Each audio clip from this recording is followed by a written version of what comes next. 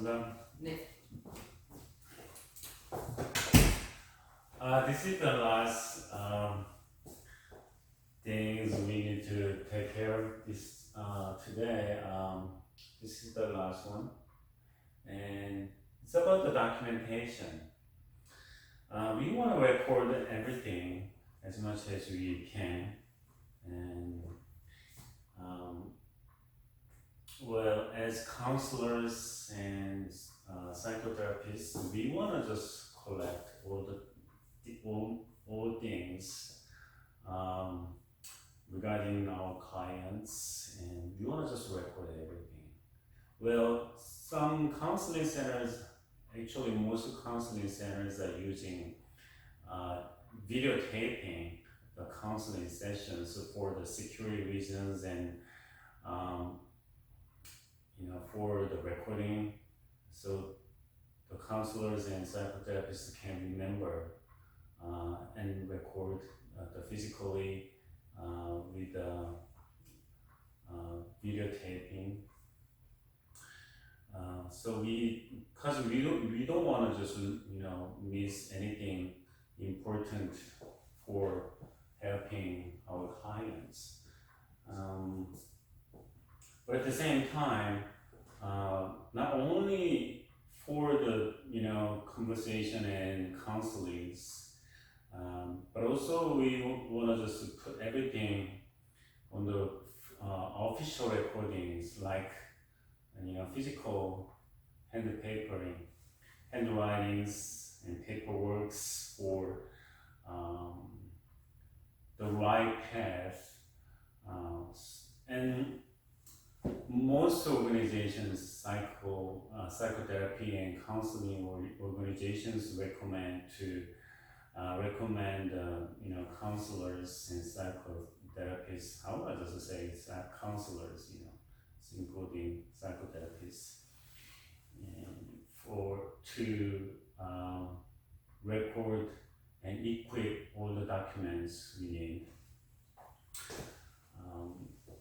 So what contents we want to just put in our documents? Those documents can be separated or in one, but usually those documents are separated, and there are some lists of the documents. The contents must be the payment. Well, counseling service, the clients want to pay for that because they are getting help, they're getting services, and depends on what kind of counselors they have. The payments must be varied. A friend I know, she has PhD in psychology, and she's getting $300 per hour, and some are $200, $150. Depends on the counseling centers and counselors and clients too. It is pretty natural that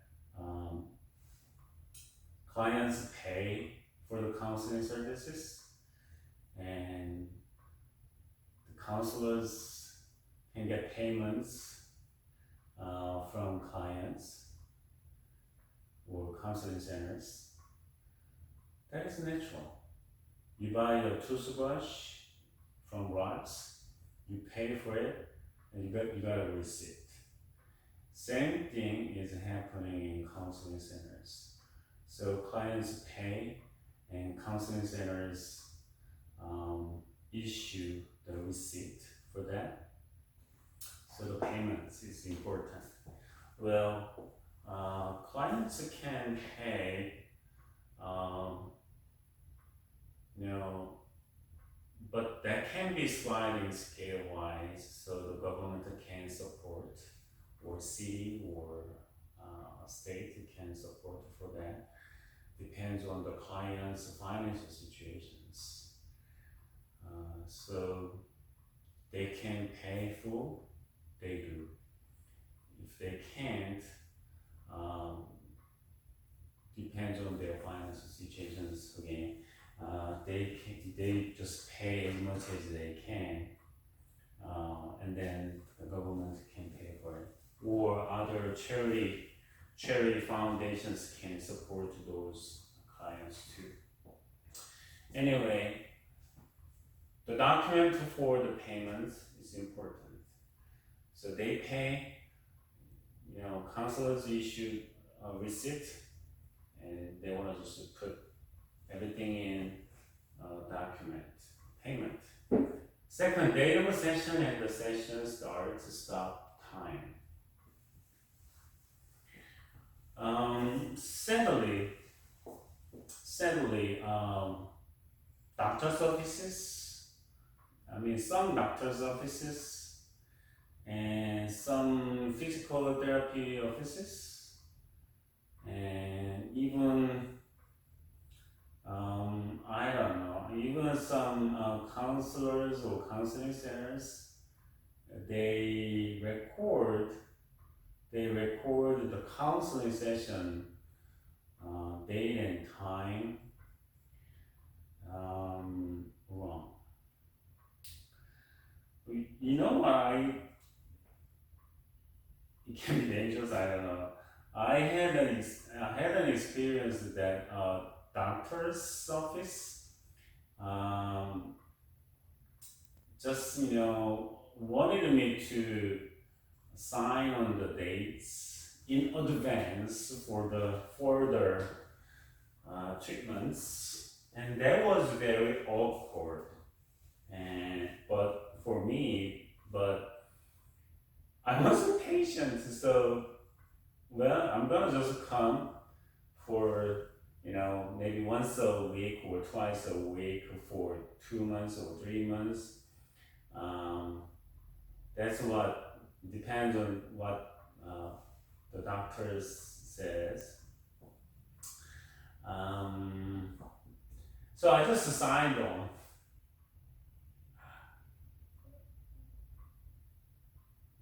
I felt that was wrong. Definitely that was wrong. I don't know, maybe that can be a felony or misdemeanor. But as far as I know, that is kind of wrong, and there can be a penalty or I don't know, persecuted but anyway, that was wrong. So the counselors, and then what happened? I was in the doctor's office as much as I signed on, but I don't remember, how many times and something like that. Then the doctor's office can claim that to my insurance company and took advantage of it, I think. Unless the doctor's office shouldn't do that. That was a bad experience. The date and how many times when the counseling started and when it ends, that record is important for insurance wise, for the insurance claims, and for the correct record for the further counselings. So there was a session, and the session starts to stop time. There must be in a document. And modalities and frequencies of treatment furnished. So how often the counseling is supposed to be provided, that is important. Usually clients come to the counseling centers once a week, but maybe 10 times,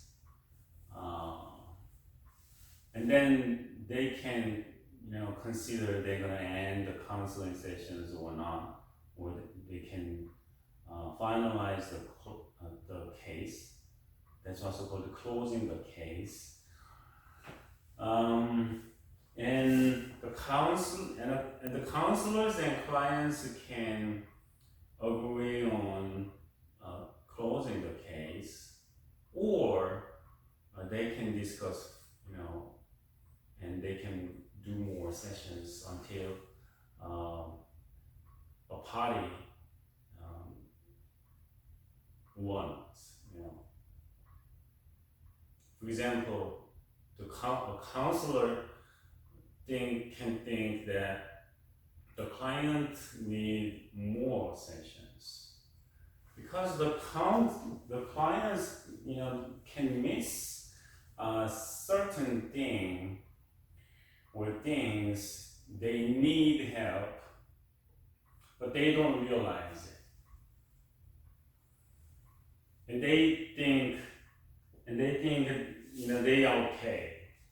They got enough help, but the counselors can, see something the clients couldn't see, can't see. So, and then in that case, the counselors can offer more sessions, not for the money, but for helping their clients, or it can be vice versa.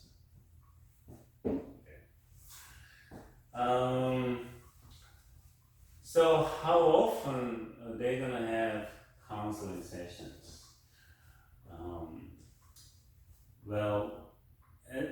When a client visits a counseling center or counselor, he or she is supposed to do the initial counseling. It's kind of a prep. So it takes more time than the regular counseling sessions because they have to set very basic stuff at the first session, so they can share the information and they wanna just double check those informations are okay, alright, and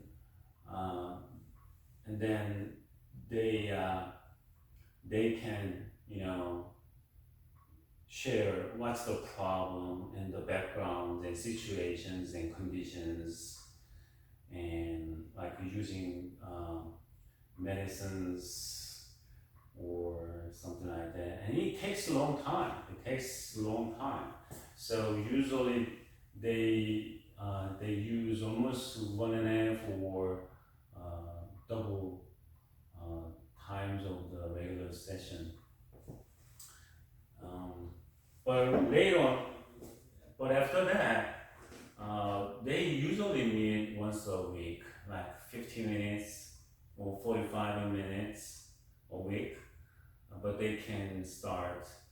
But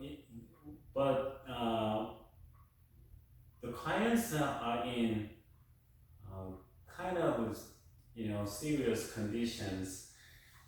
They can have maybe twice a week for the first a couple of weeks, and then they can just do once a week.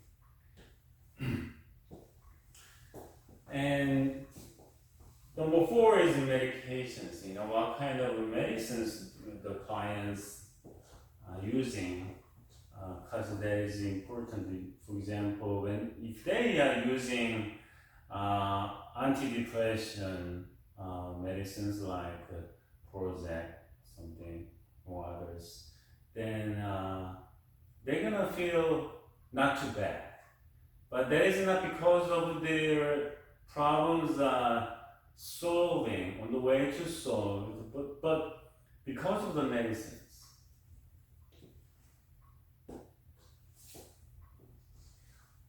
when I have a headache, I just usually use Advil, maybe 1 or 2 pills. A friend of mine used 3 pills when he got a headache something. But I never use the 3 pills once, but I usually take 1 or 2. And then I feel okay, my headache, goes away, but I'm okay. Yes, I'm okay. I don't feel any headache after I take some medicines, like the painkillers. But I still have a problem in there, maybe somewhere, because I have a headache, right? So painkillers are working for pain, not for the reason, okay? I mean, it's not solving the real problem. It solves, couple of problems out of many. Because it doesn't solve the, what triggers the headache, right?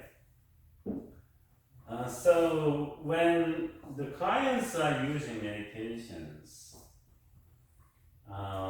they are taking those medicines because they need that. But maybe that's why they can feel okay, but the problem is still there. Okay, that's why we want to just see what kind of medications they are using. And then, so in the real counseling sessions, you want to consider that, and your clients are using some medications for their better feelings and for their daily lives. So without considering that, we can misunderstand that. Well, you are feeling okay. You are okay. That is wrong. That is wrong. So for the better counseling services and for the better understandings what's going on in your clients, you want to just see what kind of medications they are taking. Okay, and if you don't record that, you can forget. And if you don't record it, and if you don't remember that, because what if you have 10, 20 clients a week? Do you think you can remember everything? Yeah. So you want to just write it down on a document. Number 5 is rules of assessment or testing. There are lots of assessments like an MPI, like an BTI, and MT, and and there are many inventories you can use.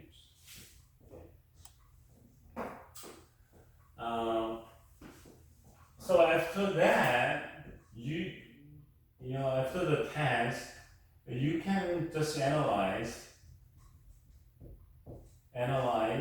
You want to just analyze it, and you want to just record it, and you can take a look.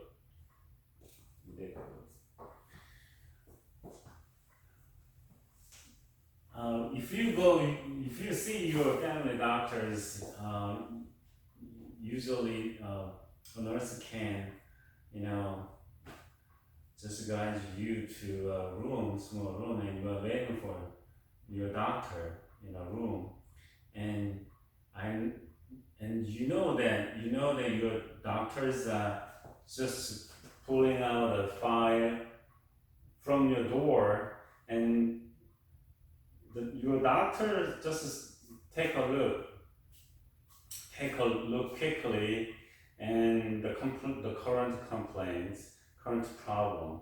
And the record, the file says everything, and it has all the results of the test, or like blood test, you know, maybe diabetes test or something like that, and then the doctor just step in. The counseling is something similar. Before you see your client, you wanna just review what happened in the past, and then by just looking at quickly, you can remember what is going on and what you did, and the results of the tests or assessments, so you can just remember, and you can get ready for the counseling session for the next 45 or 50 minutes. Okay, and that is very important. Number 6 is a summary of symptoms: headaches, stomach aches, bad metabolism or something like that, or anxieties, anger, depressions, and functional status. Your clients is okay in their daily lives, or they can work, they can go to school, they can do house chores, they don't wash their bodies, or they don't just eat properly, and they buy too many things, and what else? They sleep a lot, or they can't sleep, and there are many things can be happening. So you wanna just see what's your client's functional status and process to date. So what's going on, and when it is happening, and what day you just provide the certain service and certain assessment and test or something like that. And what about the diagnosis? Well, there are many different opinions on DSM, diagnosis and statistics, mental health. And when America published the DSM series,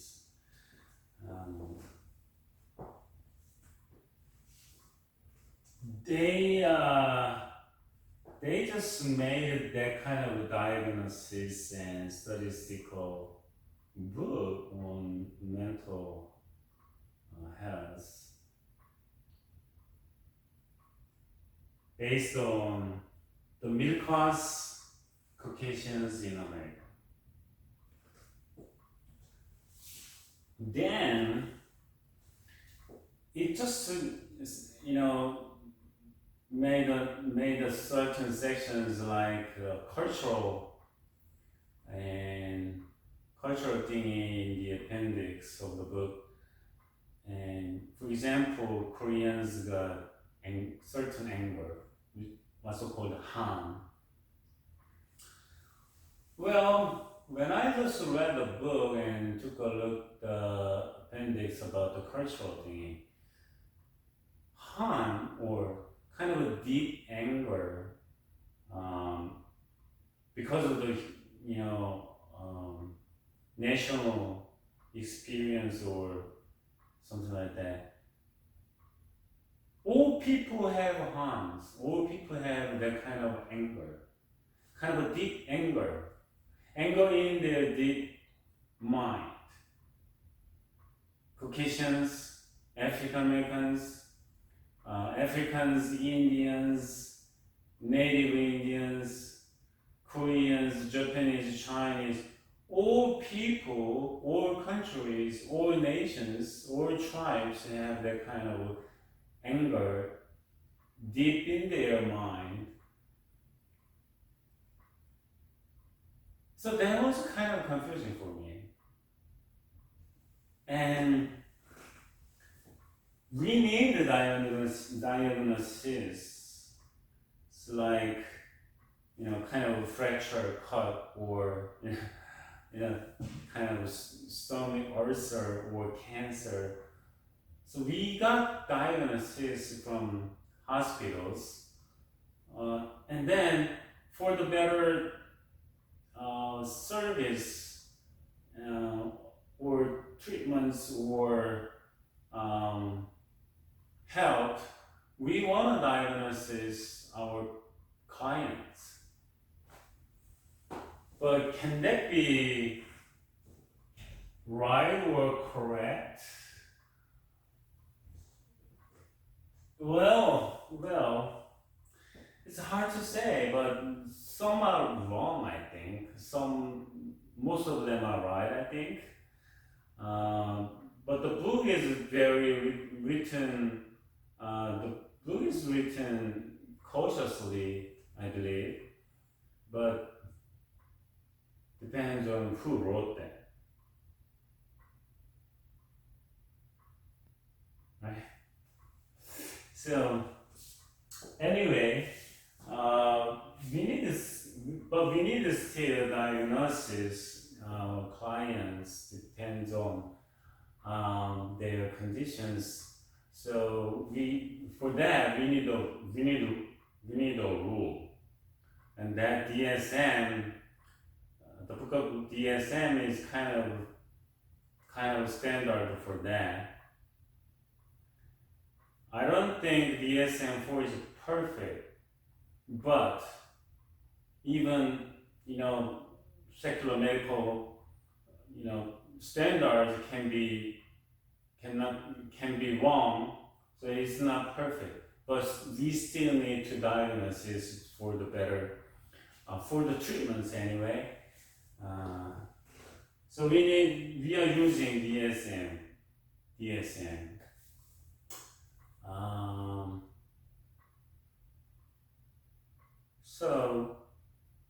But the counselors and psychotherapists have to open their mind. So, and then they don't want to just stick to certain diagnosis, even though if that is apparent, they can work on it. But at the same time, people are very complicated. We cannot say you are introvert, you are introvert, you are sensitive or something like that. Those can be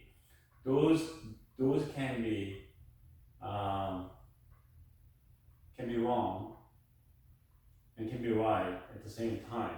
So counselors and psychotherapists want to open their mind and see their clients general way, even though you can see and diagnose by the DSM, but still you want to see your clients a general way. And there can be some other possibilities your clients can have, can be diagnosed in different ways, or DSM cannot cover everything, all the symptoms, all the problems people have. So that is very important, because people are very complicated, and there is no perfect answer, because we don't have a perfect diagnosis. Even though we have a perfect diagnosis system, we cannot provide perfect counselings and treatments. Okay?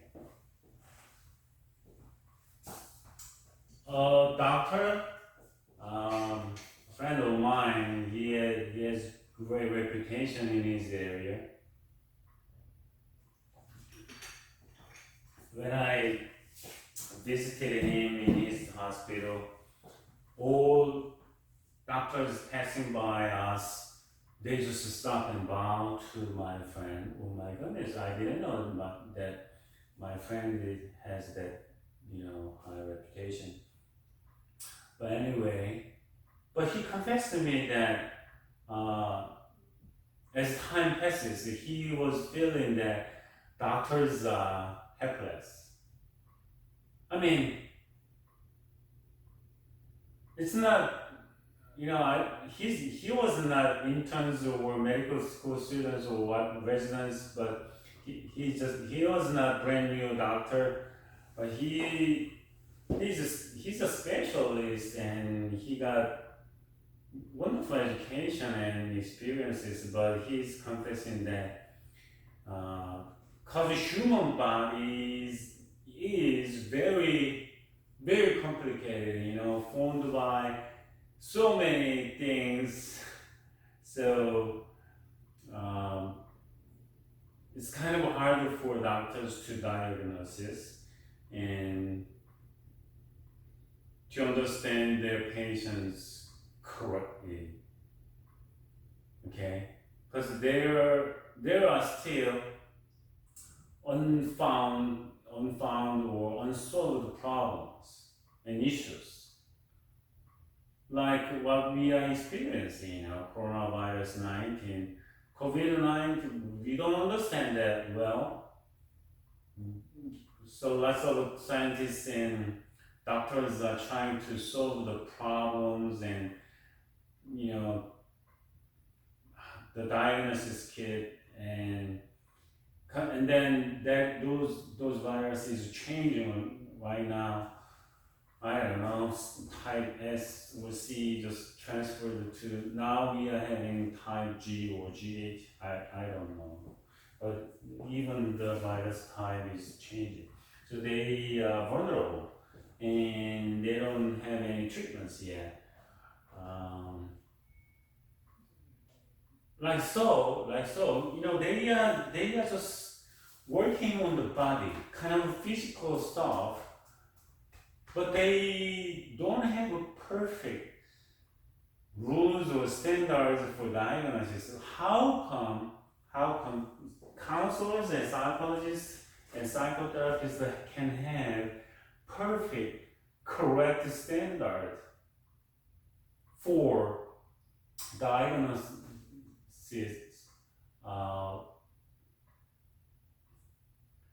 human mental conditions?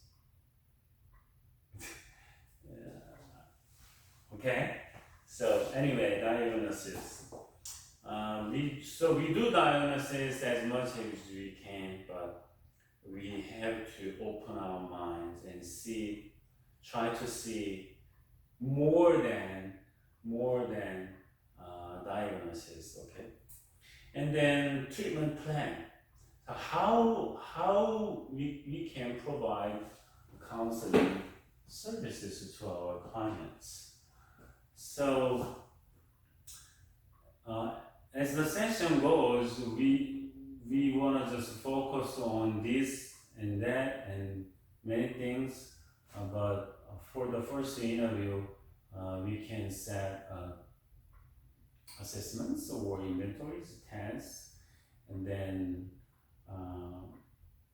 depends on our clients' complaints and problems and issues they can give you, and then we can make a plan for that, like 5 times sessions, 10 times sessions, and what kind of inventories and assessments we want to use, and how we can approach.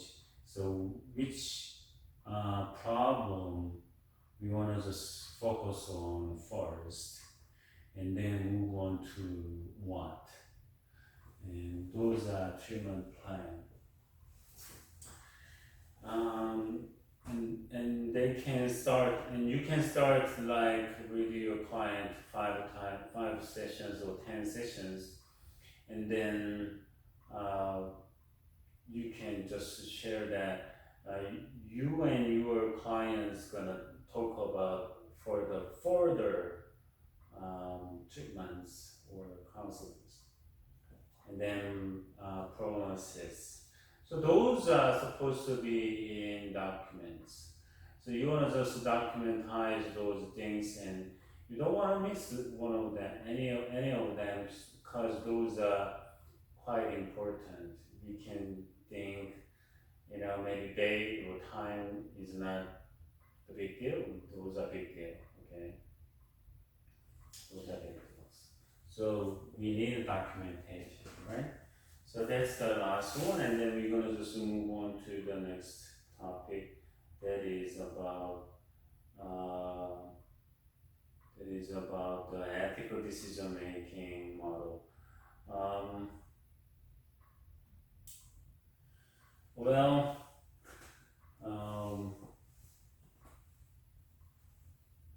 there are ethical codes for the counselors, but how are you gonna apply to your case?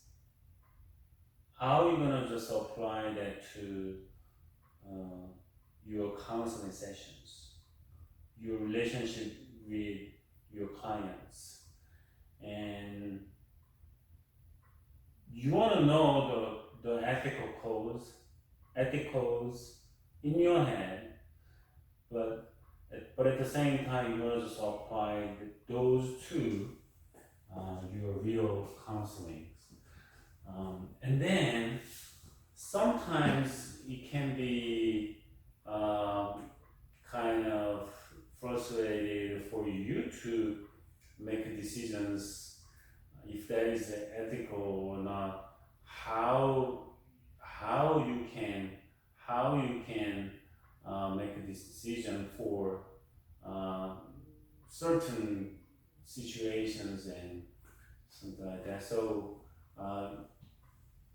then we need kind of a solid process to make ethical decisions. So we keep ourselves safe, and at the same time we respect our clients, and we keep our clients' rights. So this is kind of crucial. An effective decision-making model must seek to help the therapists overcome the things that cause them to respond less ethically than they should. Okay? So for the better counseling environment and conditions, we want to just use that. List a number of reasons that therapists behave unethically. It's Choi and Keith Spiegel in 2008. Number 1, ignorance and misinformation. So when we counsel our clients, we want to just listen carefully, because even a word can give us a clue to solve the problem. And we and clients have a particular reason to use a certain word.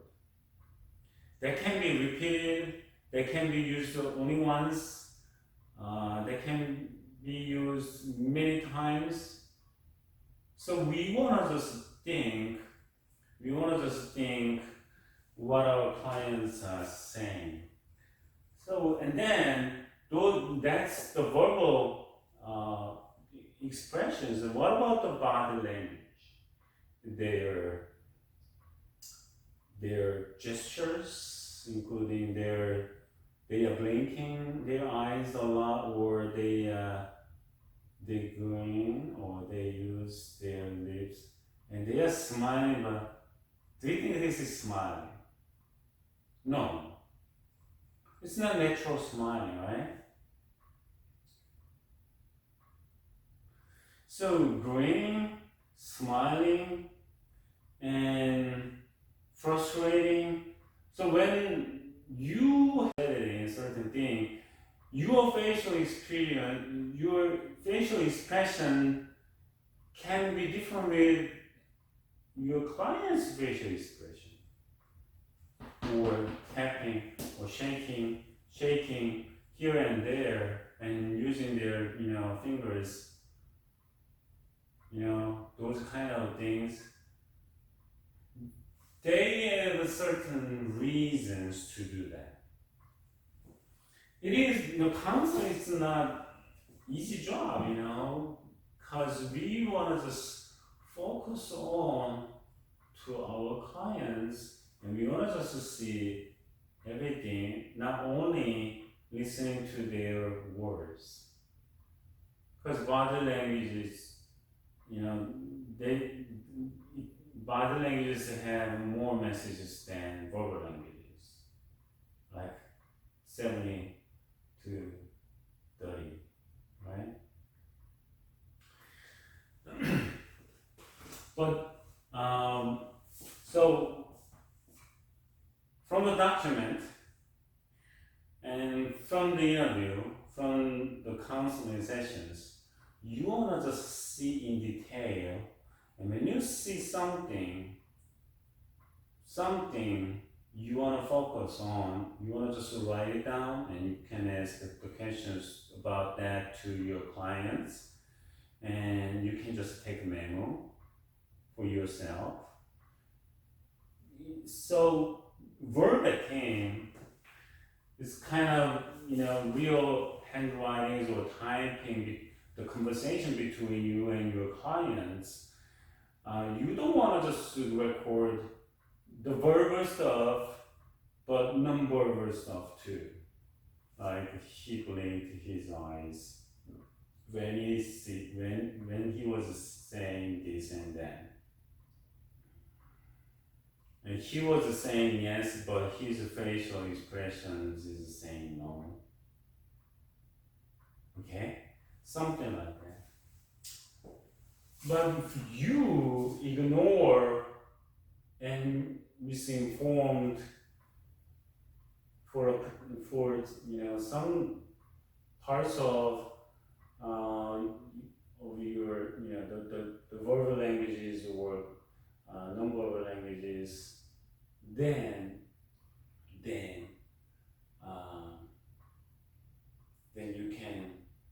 you can behave unethically too. Don't pretend that you know everything. You are just helping people, okay? And please try your best to respect your clients.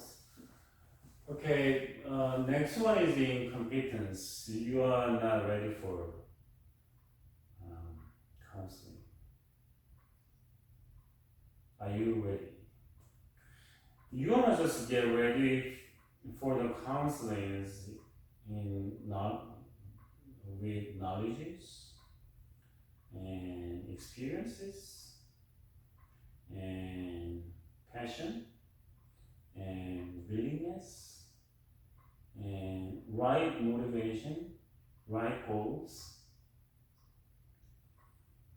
and kind of loving people. A guy I know, he was working for kids, but he said he doesn't like kids. So he was doing that for money. Can you believe it? He literally told him that he doesn't like kids. He was leading recreations for kids. Can you believe it? You don't love people, but you are helping people for money? Oh my goodness. You're not ready for that. So knowledge, passion, right goals, and loving people. What about insensitivity? If you don't listen to your clients carefully. You can miss many things, but what about you don't love and you don't respect your clients and you don't feel any, you don't understand, your client's anger, you don't understand your client's depressions. Oh, are you hungry? Why don't you give some food? Do you think that's the right conversation between clients and counselors? Your clients can be hungry after, eating lots of food. Their stomachs are full, but their mind and hearts can be empty. And they can feel hungry. And they can say that, they are hungry. And you don't want to say, you just ate your meal and you must be full. If you are hungry, go get some food. If you don't sleep, if you can't sleep, if it's dark, at night, just turn all the lights off and close your eyes, snug in your bed. Do you think that works? If that works, why they want to see you, counselors?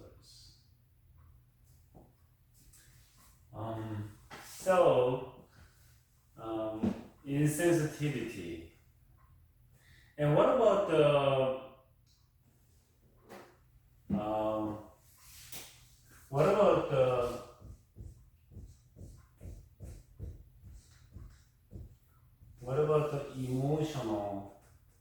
emotional thing?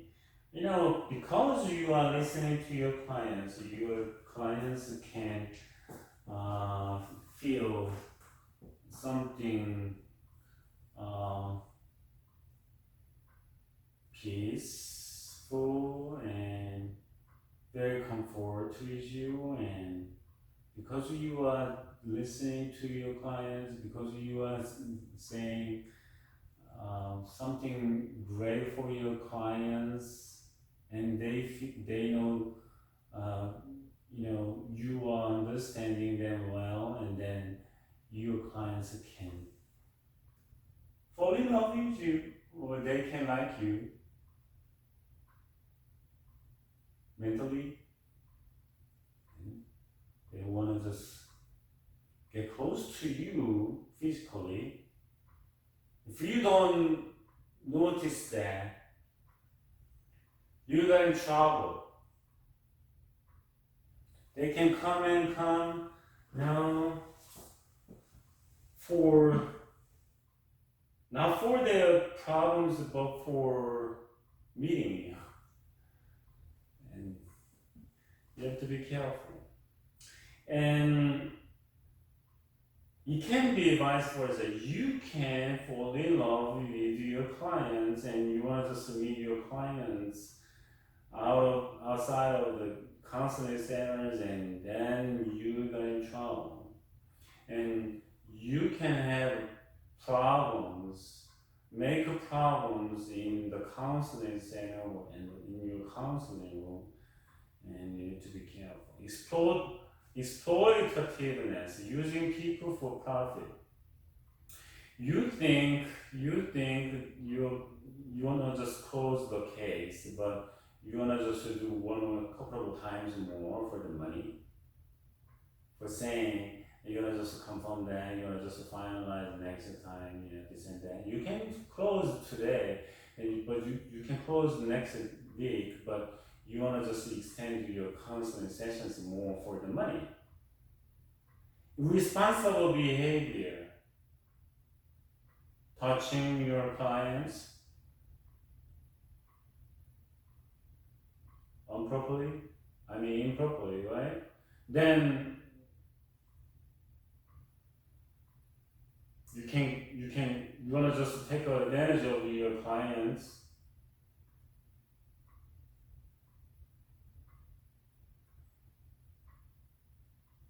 Be careful. Vengefulness, you don't harm others. You just think that, for example, your client who, just opened, the story, the secrets, your client harm his or her parent wrong way, and you have that kind of wrong children, and you feel very bad because of your client's secrets. So you want to just judge your client, you want to just scold, you want to just spell harsh words to your client because of it, because you would think you have the same feeling your client's parents have, and then you are just fighting with your clients. Tricky ways. In tricky ways, you can do it, right, if you want, but that is no good. That is not right. So vengefulness. Emotional impairment or burnout. You are too tired because you have so many sessions, counseling sessions, or you are too tired because of heavy drinking last night, because you couldn't sleep last night for watching European soccer's. Then you can make wrong decisions because you are not sober. Next one is a lack of or distorted view of interpersonal boundaries. As I said, you don't want to just share the telephone numbers with your clients, or please don't even try that. Lots of teachers have sexual affairs with their students in high school, middle school, even elementary schools. Medical doctors just check their patients' bodies here and there wrong way. Counselors have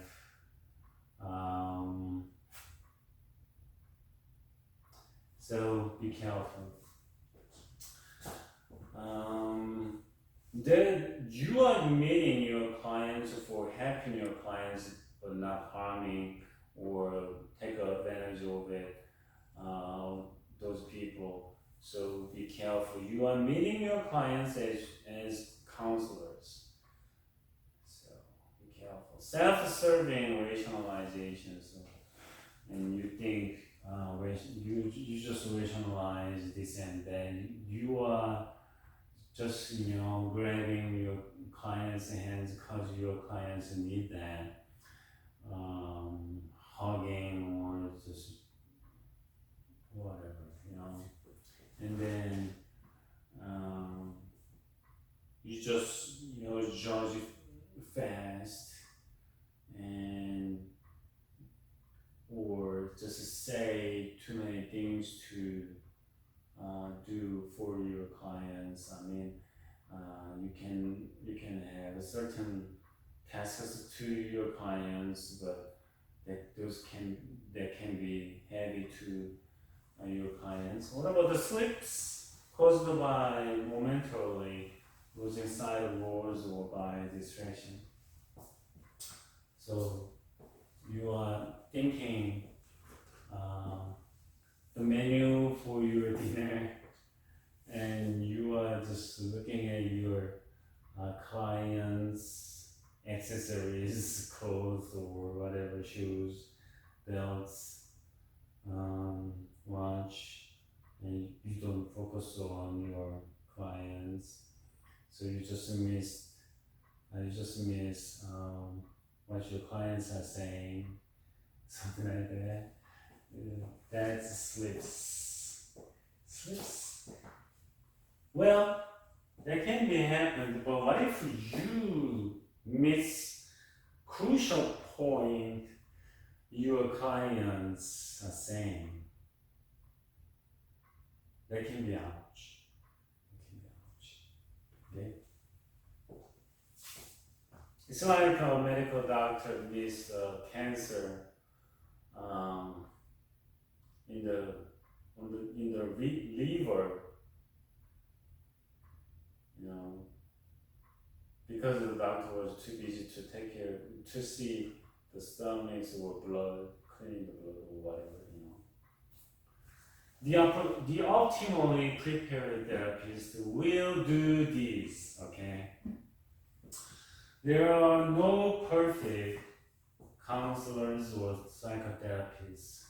There are no perfect medical doctors. There are no perfect lawyers. But we are doing our best, okay? There, you know, we don't want to be too much anxious to be perfect because we know that we are not perfect.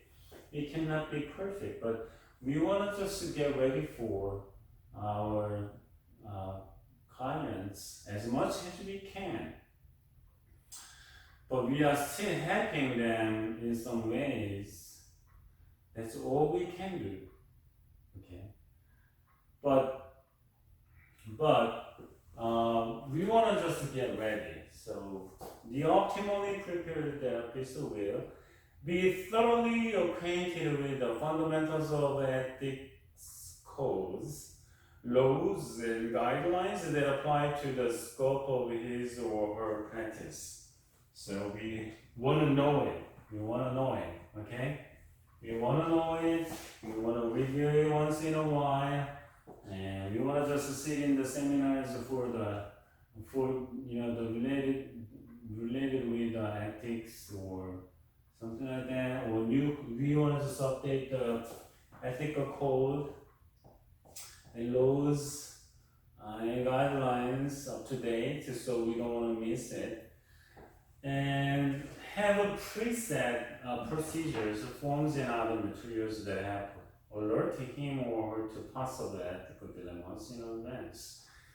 Okay, so well, you can have well, definitely you want to just sign on the ethical, you know, oath or, you know, something like that, and then you at the same time you want to just work when you work with your clients. So you want to just tell clearly or just documentize the ethics stuff, and then you just sign on it. Your clients can sign on it too. Learn to predict clinical or diagnostic situations likely to present ethical dilemmas or high risk.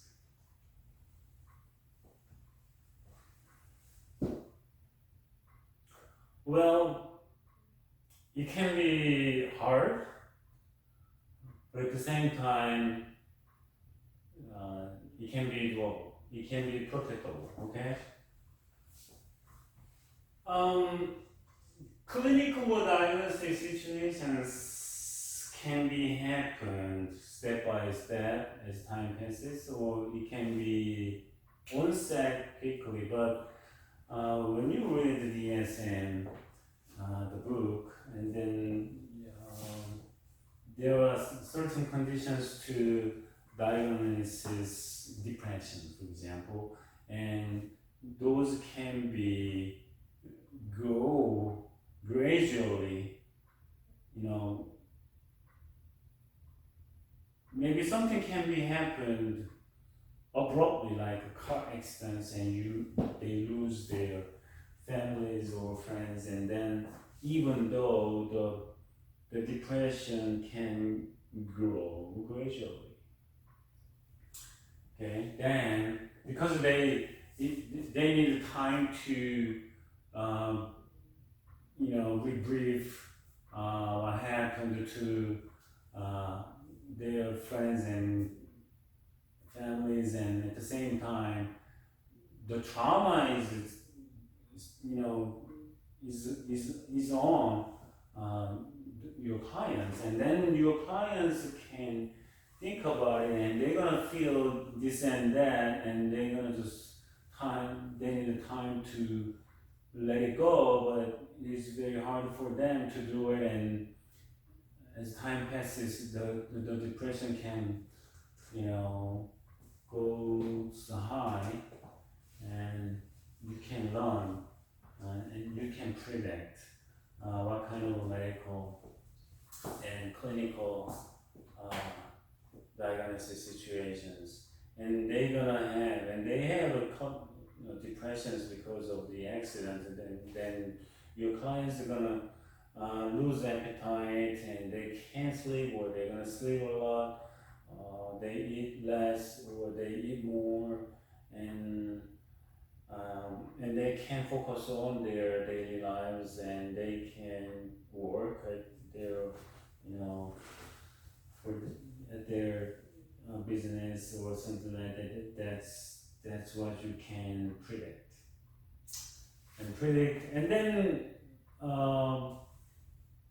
and then you can expect what kind of risks your clients can have in the future and in present. And lots of people are killing themselves because of the depressions they have, and you want to just be careful, and you want to just let your clients know what if happened, and you want to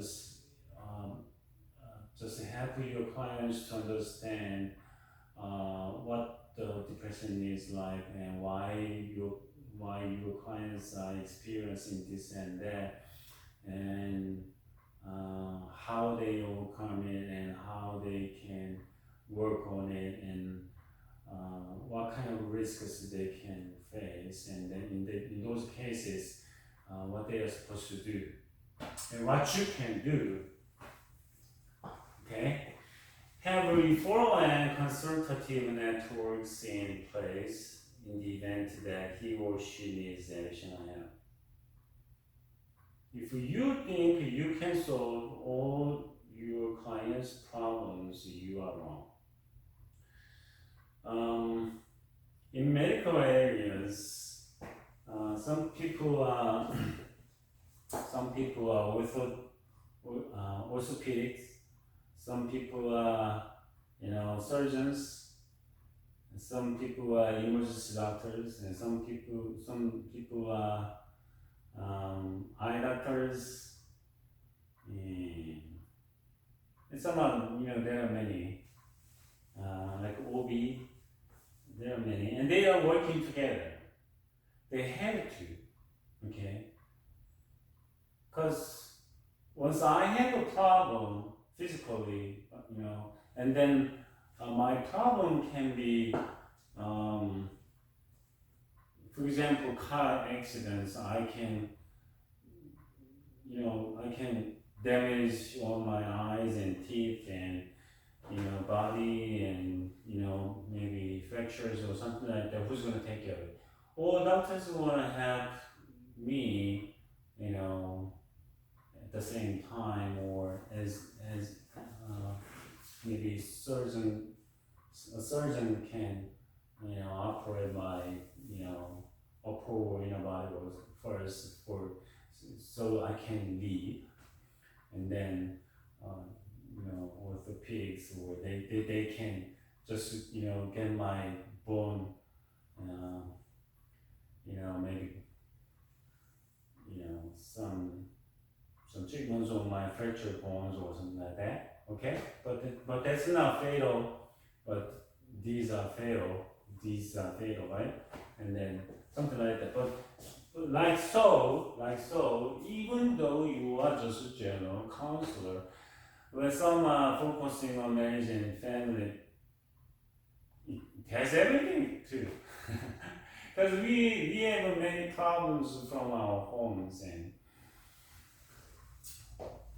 including marriage and children, or something like that. Because of that, most of the people are vulnerable. They have fear and anger or something. So, but if you can't handle the client.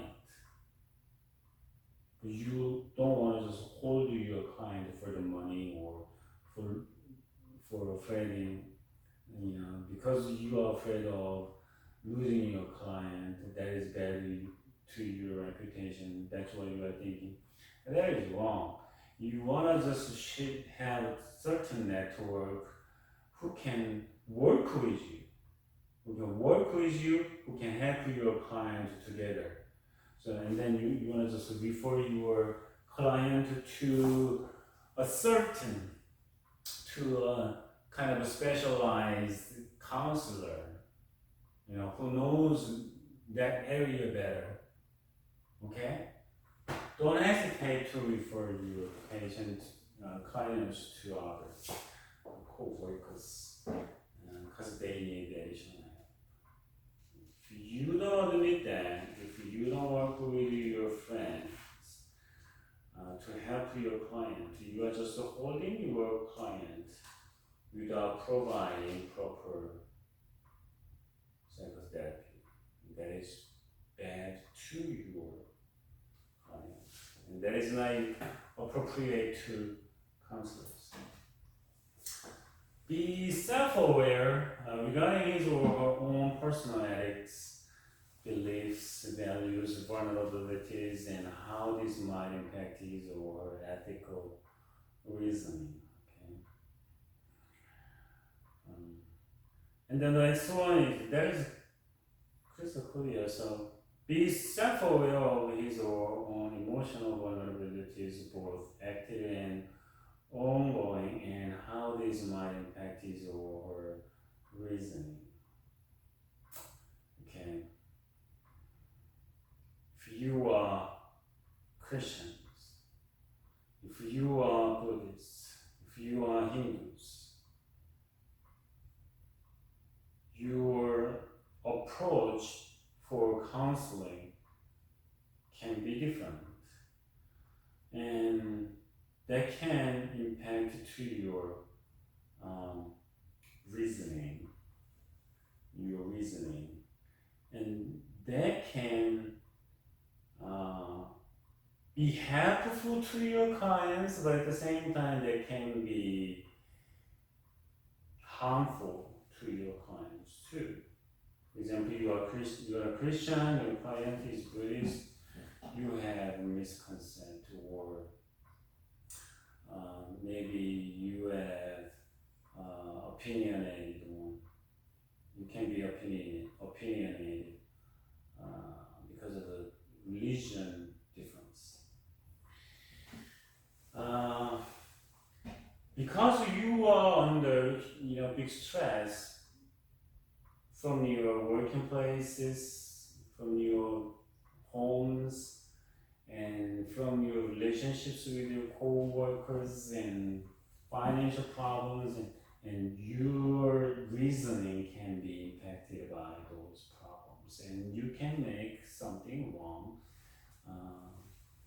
decisions, and your counseling service can be biased too. Be mindful of positive resources that may help him or her with his or her ethical reasoning and judgment. Contemplative prayer, meditative prayer, stress management, and cognitive restructuring each have their place in helping the therapist to work through his or her own thoughts and feelings about an ethical dilemma. So you want to take care of yourself first, right? So sick counselor cannot provide good counseling to their clients, right? So you want to just make your body and mind just peaceful, and keep them on top conditions, so you can get ready to help your clients. So that's what it says, and that is important. So you're gonna walk you wanna exercise, and you wanna eat properly. You wanna just have good relationship with your families and friends, and those are very important. So just keep that in your mind that for the best service, for the best counseling service, please take care of yourself first. That is important. That is the best way to make good ethical decisions. So you can keep your body and mind healthy. That is important, right? So we're gonna just keep on. We're gonna just finish this making ethical decisions next week, and we're gonna just move on to the code. Okay.